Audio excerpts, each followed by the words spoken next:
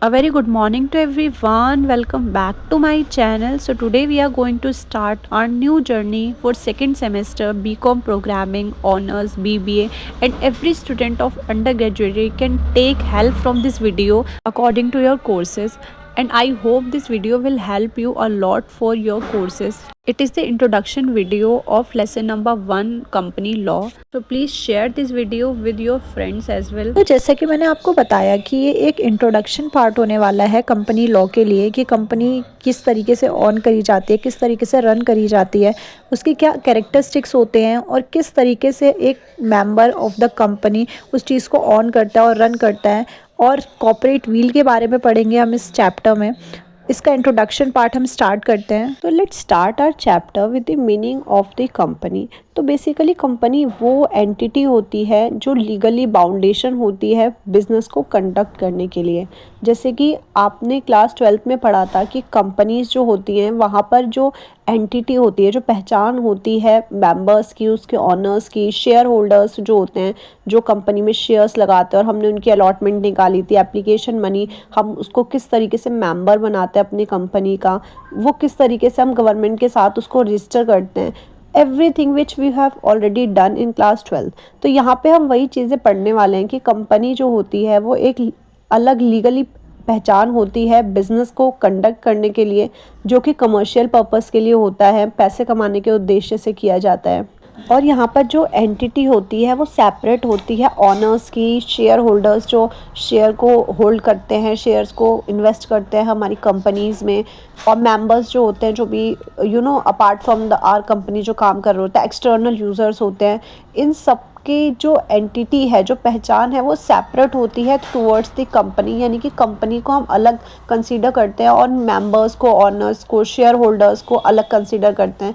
जैसे कि आपने क्लास 12th में पढ़ा था कि वहाँ पे एप्लीकेशन और अलॉटमेंट जो होती है, एप्लीकेशन लेके अलॉट करते हैं शेयर्स को, तो वहाँ पर जो कंपनी की लीगल एंटिटी थी वो बहुत डिफरेंट थी। तभी वहाँ पे एप्लीकेशन सबसे पहले जो है वो ली जाती थी, उसके बाद उसको अलॉट किया जाता था because of the separate legal entity. यहाँ पर जो एंटिटी थी वो अलग थी, इस वजह से वो पहले एप्लीकेशंस को लेती थी, उसके बाद उसे अलॉट करती थी। अदरवाइज वो दोनों को काम को एक साथ वो कर सकती है और अलग अलग एंट्री बनाने की नीड नहीं होती है।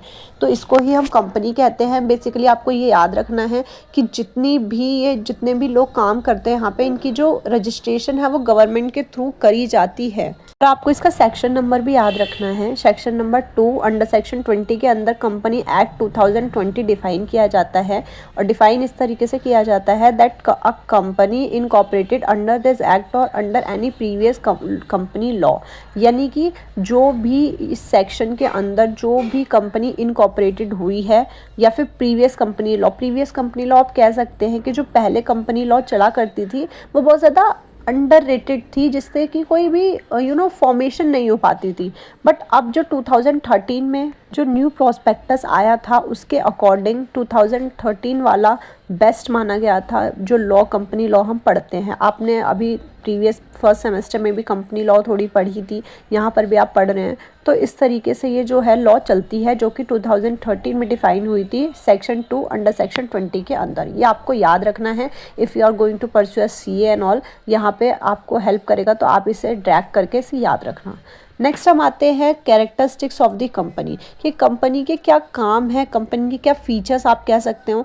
तो सबसे पहला मैंने आपको ऊपर ही बता दिया कि इसकी सेपरेट लीगल एंटिटी होती है। तो चलिए हम इस सारे के सारे पॉइंट्स को एक बार फर्दर वीडियो में हम इसको डिटेल में पढ़ते हैं, जिससे कि आपको क्लैरिटी अच्छी से हो जाएगी। सबसे पहला फीचर है हमारे पास सेपरेट लीगल एंटिटी। जैसा मैंने आपको बताया कि जो कंपनीज होती है, आप सिर्फ कंपनीज पे ध्यान दीजिए, आपको हर एक चीज़ कंपनी के पर्सपेक्टिव से सोचनी है। आप मान सकते हैं कि as a member of a company आप उस चीज़ को देखिए तो आपको समझने में इजी वे में आप समझ सकते हैं उसे।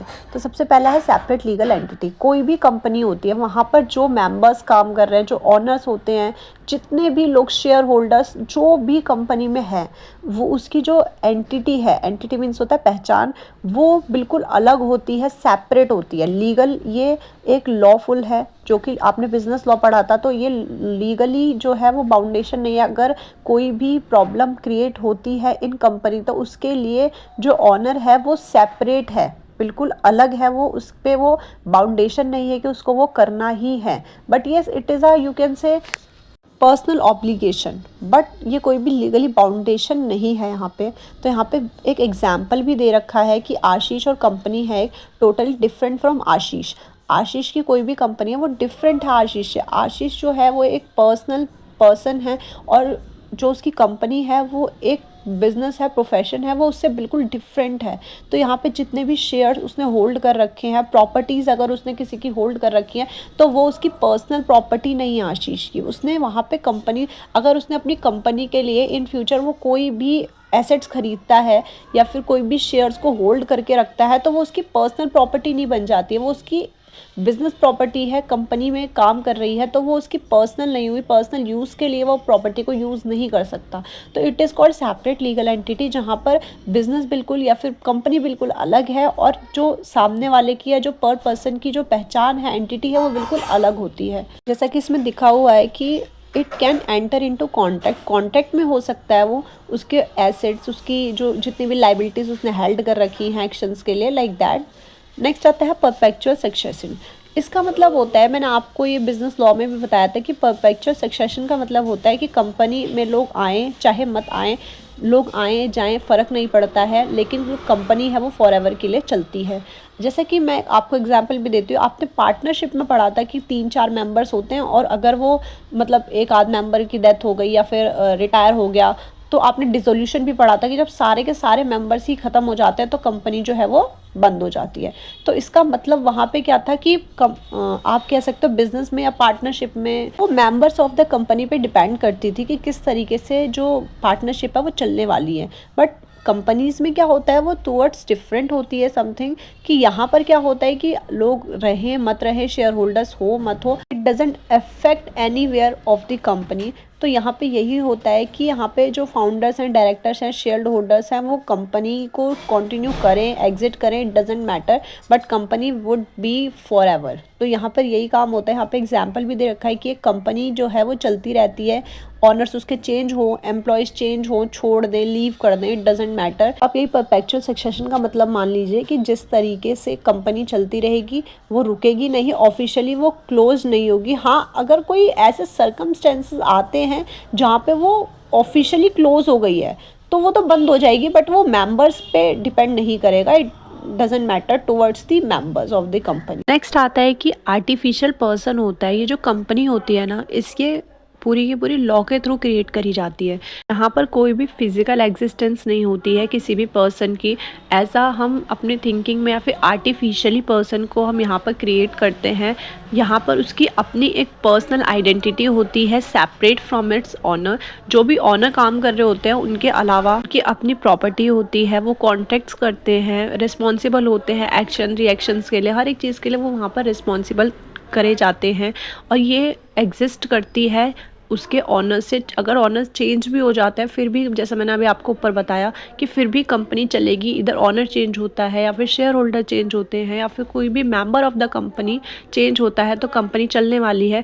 तो यहाँ पर वही बात होती है कि ये जो है वो लॉ के थ्रू क्रिएट करा जाता है। यहाँ पे कोई भी फिजिकल एग्जिस्टेंस नहीं होती है उस पर्सन की, बट यहाँ पर एक आर्टिफिशियल पर्सन बनाया जाता है जो लॉ के थ्रू बनाया जाता है। नेक्स्ट आते हैं हम प्रॉफिट मोटिव। ऑब्वियसली मैंने जैसा अभी आपको स्टार्टिंग में बताया था कि ये जो कंपनीज चलती हैं ये प्रॉफिट के लिए चलती हैं। कई बार आपने सुना होगा एनजीओज़ वगैरह चलते हैं। हाँ, ये आप कह सकते हो नॉन प्रॉफिट ऑर्गेनाइजेशंस में आते हैं, गवर्नमेंट नहीं होते हैं, फिर भी वो नॉन प्रॉफिट ऑर्गेनाइजेशंस में आते हैं। बट ये जो कंपनीज चल रही होती है, जितनी भी हमारी इंडिया में कंपनीज चल रही हैं थ्रू आउट द इंडिया, वो प्रॉफिट मोटिव के लिए चलती है मेनली जो होती है। बाकी जो चलते हैं वो you can say NPO, NGO, ये सब चलते हैं जिनका मोटिव प्रॉफिट कमाना नहीं होता है। आपने फर्स्ट सेमेस्टर में पूरे अकाउंट्स वगैरह पढ़े होंगे एनपीओ के बारे में, तो किस तरीके से ही वहाँ पर काम होते हैं। और यहाँ पर जो होते हैं कंपनीज़ में वो प्रॉफिट मोटिव के माध्यम से काम करती है, जिसका कि एकमात्र ही रीज़न होता है प्रॉफिट कमाना ऑनर्स के लिए और शेयर होल्डर्स के लिए। कोई भी शेयर होल्डर्स जो है वो अगर कंपनी में पैसा लगाता है तो उसका मोटिव यही है कि मेरा प्रॉफिट हो इन फ्यूचर। कोई भी मेंबर जो है, शेयर होल्डर जो है, वो आपकी कंपनी में विदाउट प्रॉफिट मोटिव तो पैसा लगाएगा ही नहीं किसी भी कीमत पर। तो यहाँ पर यही होता है कि जितना मैक्सिमाइजेशन हो प्रॉफिट का उतना ही इन लोगों के लिए अच्छा होता है। नेक्स्ट आता ऑर्गेनाइज्ड स्ट्रक्चर। हाँ, कंपनीज़ में जो देन आप कह कह सकते हो कि जो भी पार्टनरशिप चलती है या फिर जितने भी और बिजनेस चलते हैं उनसे बहुत अच्छा ऑर्गेनाइज स्ट्रक्चर होता है कंपनीज़ के अंदर। फॉर्मल डिपार्टमेंट्स होते हैं, डिफरेंट डिफरेंट डिपार्टमेंट्स में आपके जो ऑर्गेनाइजेशन स्ट्रक्चर है, आपने क्लास 12th में पढ़ा होगा फॉर्मल ऑर्गेनाइजेशन इनफॉर्मल, तो यहाँ पर जो फॉलो होता है वो फॉर्मल ऑर्गेनाइजेशन स्ट्रक्चर फॉलो होता है, जहाँ पे HR अलग होता है, मार्केटिंग अलग होती है, फाइनेंस अलग होता है, हर एक चीज़ का डिफरेंट डिपार्टमेंट होता है जिसमें एक यूनिफॉर्मिटी रहती है और ऑर्गेनाइजेशन स्ट्रक्चर जो है वो फॉलो होता है। नेक्स्ट आता है कॉम्प्लाइंसेस एंड रेगुलेशन। जो रूल्स की बात होती है यहाँ पे कि जितने रूल्स होते हैं टैक्स वगैरह फिल आउट करने के या फिर जो भी लीगल रेगुलेशंस रूल होते हैं वो यहाँ पर फॉलो किए जाते हैं। कंपनी के अंदर हर एक एक रूल फॉलो होता है, जहाँ पे आपका टैक्स का लेकर रूल हो या फिर किसी भी स्पेसिफिक कोई भी रूल हो, as per the company rule specifically आपको हर एक रूल जो है वो कंपनीज़ के अंदर फॉलो करना होता है। ये रेस्ट्रिक्शंस होती हैं, कुछ रेस्ट्रिक्शंस भी होती हैं कंपनी के अंदर जो आपको फॉलो करनी ही होती हैं। नेक्स्ट आता है प्रोडक्ट और सर्विसेज। यहाँ पर जो कंपनी होती है उसके जो गुड्स और सर्विसेज होते हैं वो इन एक्सचेंज फॉर रेवेन्यू, जैसे मैंने आपको बताया रेवेन्यू को हम प्रॉफिट भी बोलते हैं, तो यहाँ पर जो भी प्रोडक्ट या सर्विसेज प्रोवाइड होंगी वो as per exchange for the revenue होंगी, जिसमें कि प्रॉफिट है तो वो एक्सचेंज करेंगे और जहाँ पे प्रॉफिट नहीं है वो वहाँ पर एक्सचेंज प्रोडक्ट और सर्विसेज का नहीं करेंगे। तो एज पर द प्रॉफिट वही सेम पॉइंट ये बन जाता है यहाँ पे। नेक्स्ट आता है इनोवेशन एंड ग्रोथ। कंपनीज का जो काम होता है वो इनोवेशन यानी कि नए नए तरीकों को, नई नई टेक्नोलॉजीज को अडेप्ट करना होता है। मार्केट के चेंज जितने भी हो रहे हैं, आप कह सकते हो जितना भी मार्केट में चेंज है, सराउंडिंग्स को देखते हुए, एनवायरनमेंट को देखते हुए अपनी ग्रोथ करते हैं। तो यहाँ कंपनीज में जो इनोवेशंस होती रहती है, नई नई टेक्नोलॉजीज इंट्रोड्यूस होती रहती हैं, तो कंपनीज का काम एक ये भी होता है नई नई इनोवेशंस को कंटिन्यू करना।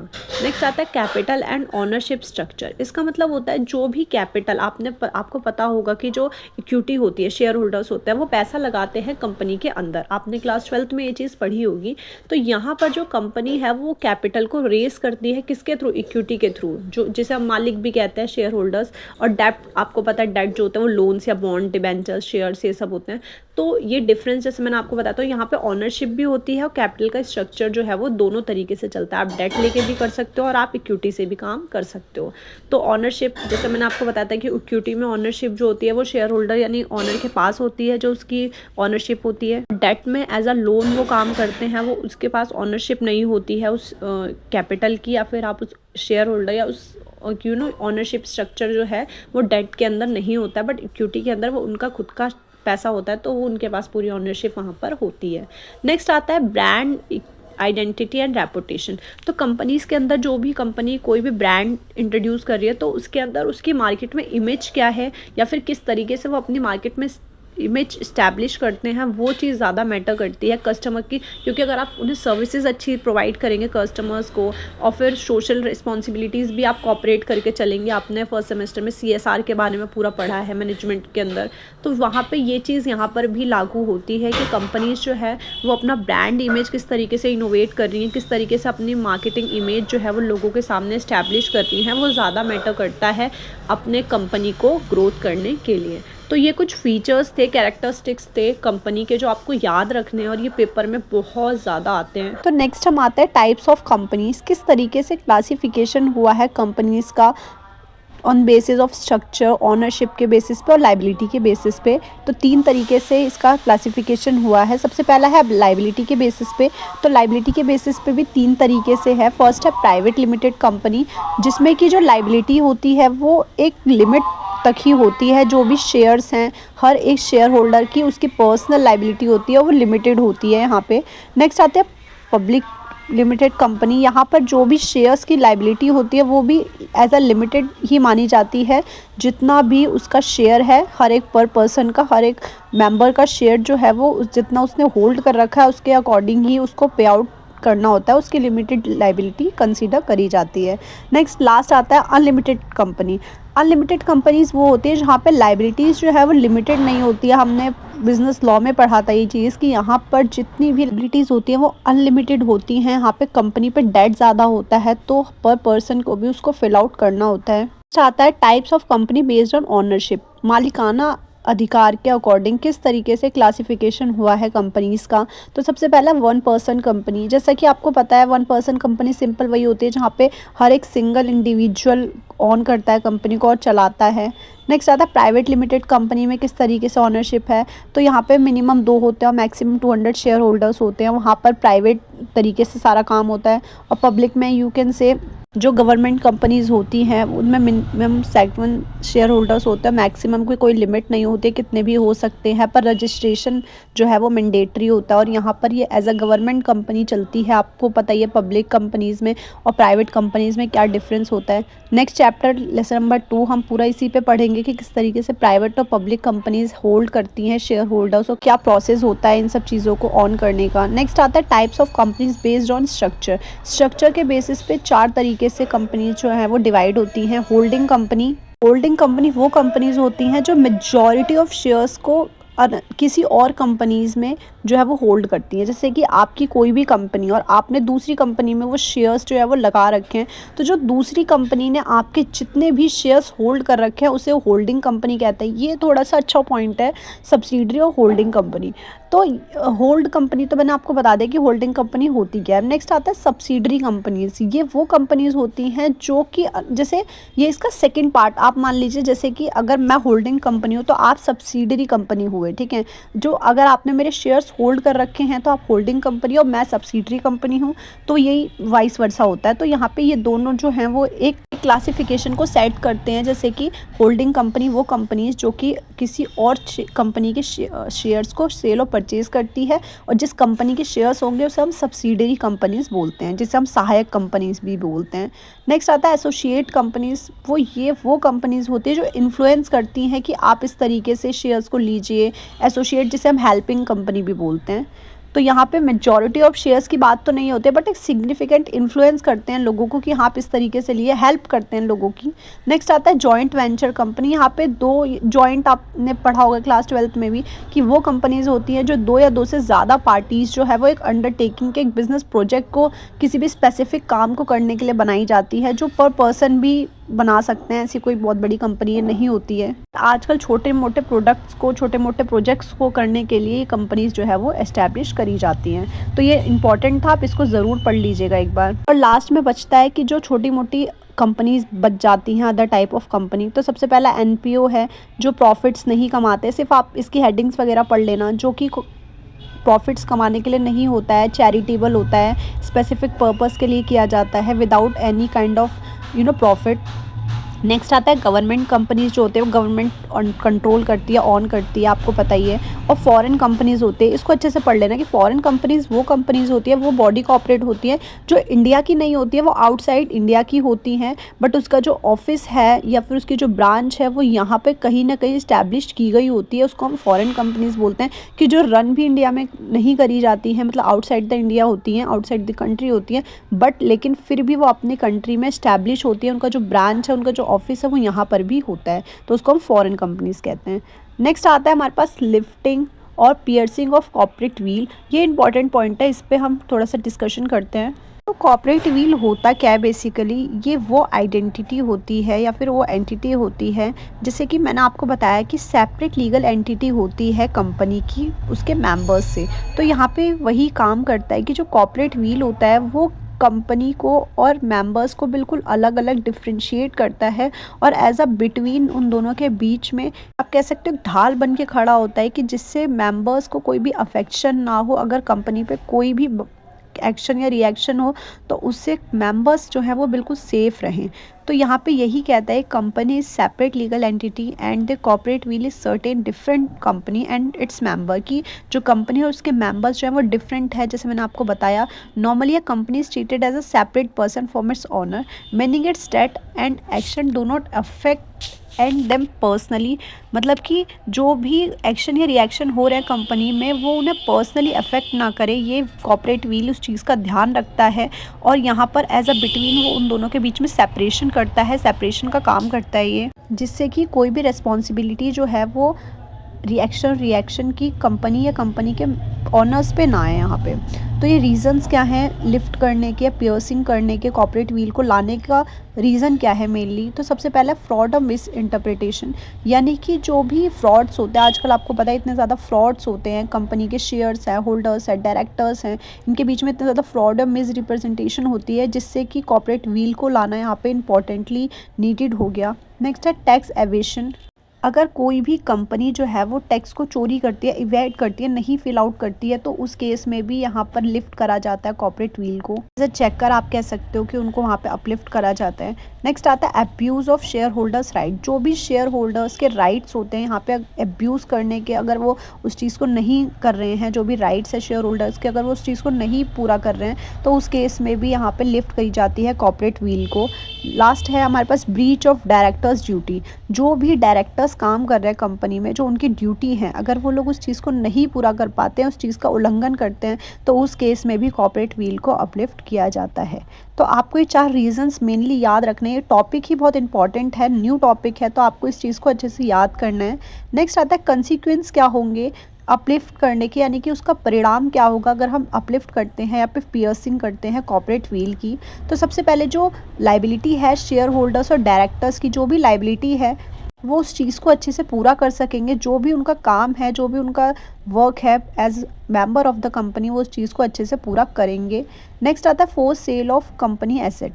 जो भी कंपनी की एसेट्स हैं कॉर्पोरेट व्हील को अपलिफ्ट करने से वो उसकी सॉलिड पॉसिबिलिटी जो है, फोर्सिबिलिटी जो है, वो यहाँ पर पता लगेगी। नेक्स्ट आता है रिवोकेशन ऑफ कंपनी लाइसेंस। जो भी कंपनी का लाइसेंस है, अगर हम कॉर्पोरेट व्हील को अपलिफ्ट करते हैं तो कंपनी का जो लाइसेंस है वो यहाँ पे टैक्स है या फ्रॉड का कोई भी चांस जो है वो नहीं होगा। तो ये कुछ कंसिक्वेंस हैं जो अपलिफ्ट करने से या पियर्सिंग करने से कॉर्पोरेट व्हील के हमें देखने को मिलते हैं। तो ये किसी भी कंपनी के लिए पियर्सिंग करना कॉर्पोरेट व्हील की, it is very important to having in our company. क्योंकि अगर ये नहीं होगा तो हम अपनी कंपनी की रियल पोजीशन जो है वो कभी भी चेक नहीं कर सकते, और अपनी कंपनी में कोई भी रूल और रेगुलेशंस हम इजीली पॉसिबिलिटी ऑफ फोर्सेबल नहीं कर सकते हैं। तो ये बहुत ज़्यादा इंपॉर्टेंट होता है। ये एक नया टॉपिक था आपके लिए, लेसन नंबर 1 यहाँ पर ख़त्म होता है। बहुत अच्छा टॉपिक था, बहुत इंपॉर्टेंट टॉपिक था, तो आप इसको ज़रूर एक बार अच्छे से इसको पढ़ लीजिएगा। फिर हम नेक्स्ट चैप्टर में और इस चैप्टर के कुछ इंपॉर्टेंट क्वेश्चंस हैं जो एग्ज़ाम में पूछे जाते हैं। कंपनी और उसके कैरेक्टरिस्टिक्स जो मैंने आपको पढ़ा दिया, डिफरेंट टाइप ऑफ कंपनी जो हम पढ़ चुके हैं, और अपलिफ्टिंग क्या होती है या फिर पियर्सिंग क्या होती है कॉर्पोरेट व्हील की, और ये किस तरीके से अप्लाइड होती है, मैंने आपको सब कुछ बता दिया है। आप इन तीनों क्वेश्चंस को प्रिपेयर करना। इस चैप्टर में से इतने ही क्वेश्चन इनफ हैं करने के लिए। नेक्स्ट चैप्टर के साथ मैं चैप्टर के साथ साथ आपको क्वेश्चंस भी बताती जाऊंगी, जिससे कि आपको बहुत ज़्यादा इजी हो जाएगा। तो हम मिलते हैं फिर नेक्स्ट वीडियो में नेक्स्ट चैप्टर के साथ। So thank you for watching the video everyone. If you got better understanding, please do like, comment and share this video with each and everybody of student BCom Honors and BCom Programming, and do subscribe for more updates and details regarding this course. Thank you for watching.